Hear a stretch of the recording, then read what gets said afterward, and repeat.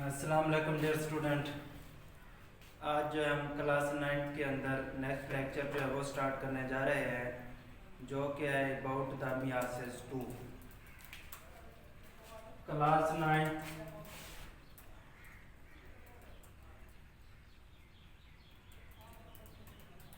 Myiasis 2।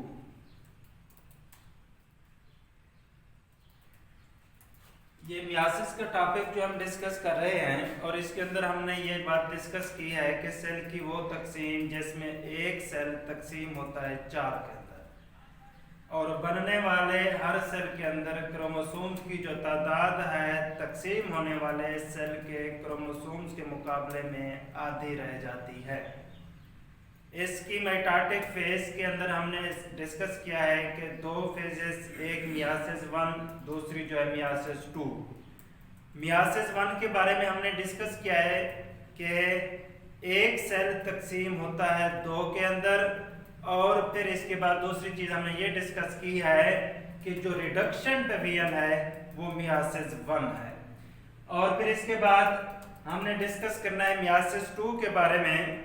तो myiasis 2 के हवाले से एक चीज याद रखनी है कि जो ही पहले हमने डिस्कस किया है कि मियासिस के दौरान अब ये सेल था और इसके अंदर जो क्रोमोसोम्स थे उनकी तादाद जो थी वो 4 थी।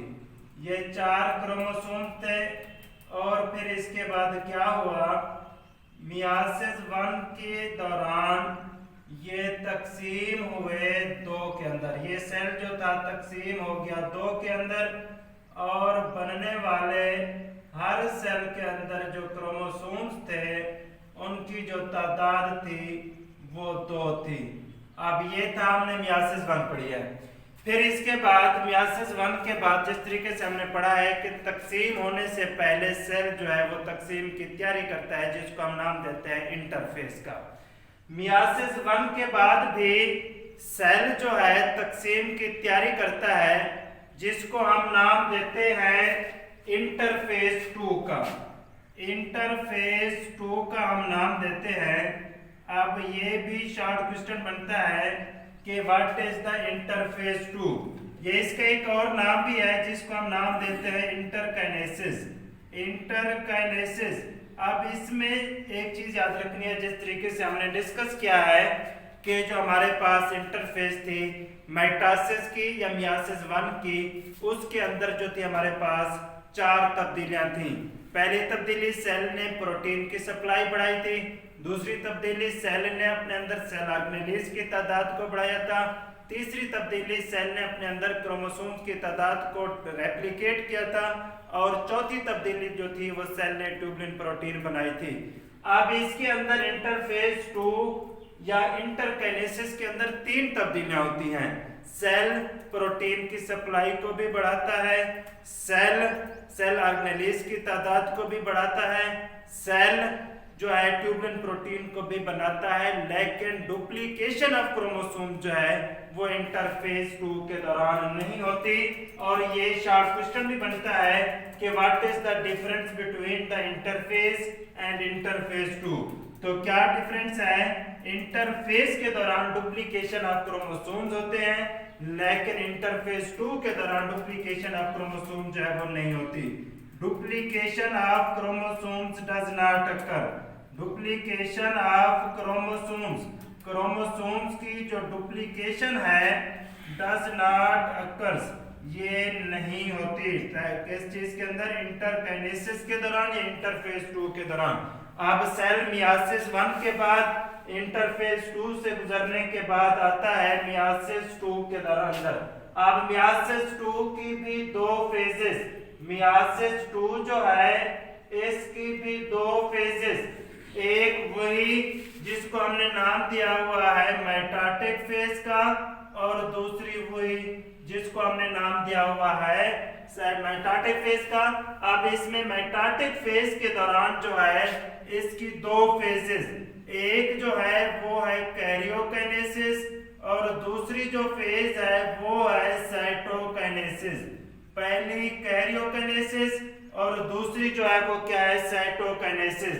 कैरियोकाइनेसिस को फिर 4 फेजेस के अंदर जो है डिवाइड किया गया है। एक जो है वो है प्रोफेज, दूसरी जो है सेम उसी तरीके से जिस तरीके से माइटोसिस के अंदर थी मेटाफेज, तीसरी जो है वो है एनाफेज और चौथी जो है वो है टीलोफेज।